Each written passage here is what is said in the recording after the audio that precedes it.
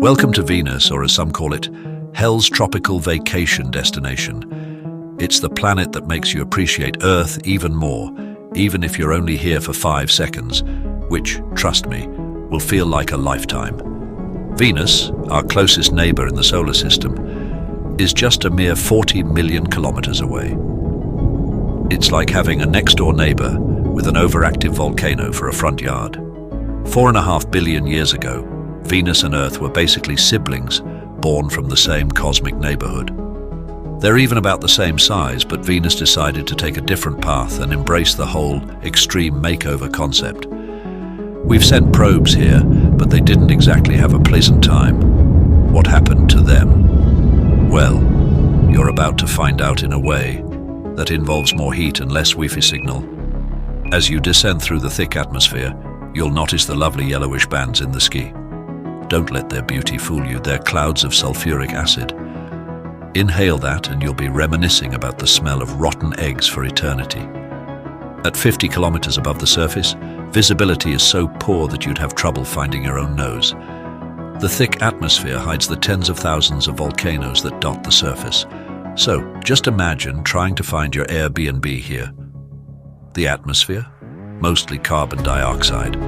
And it's so thick that it traps heat like your grandma's electric blanket. How hot are we talking? You'll soon understand why sunscreen isn't enough.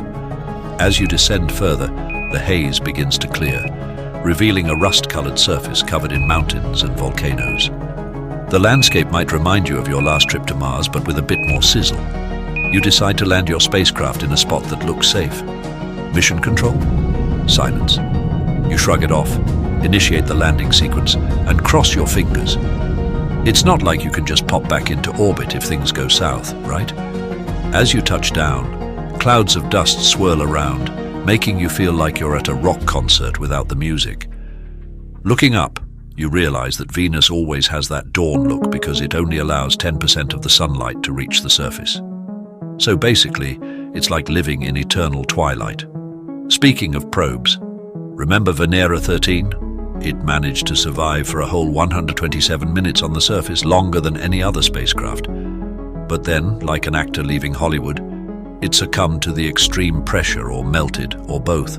You've endured the 1-hour-long landing ordeal and now you just need to spend 5 seconds on the surface. Easy, right? You step out, feeling like you're walking through molasses in an oven. At 475 degrees Celsius, 900 degrees Fahrenheit, your suit is your best friend right now. Without it, you'd be squashed like a bug on a windshield. But hey, if a spacecraft survived over 2 hours here, surely you and your fancy gear can last a bit longer, right? As you take a few steps, something terrible happens, your suit breaks.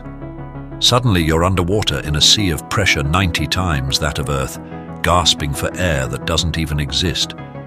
And oh, the air you do manage to breathe, it's like inhaling liquid fire. Your options?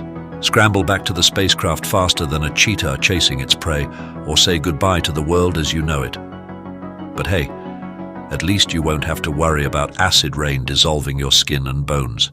Small victories, right? In hindsight, maybe sending you to explore Venus wasn't the best idea.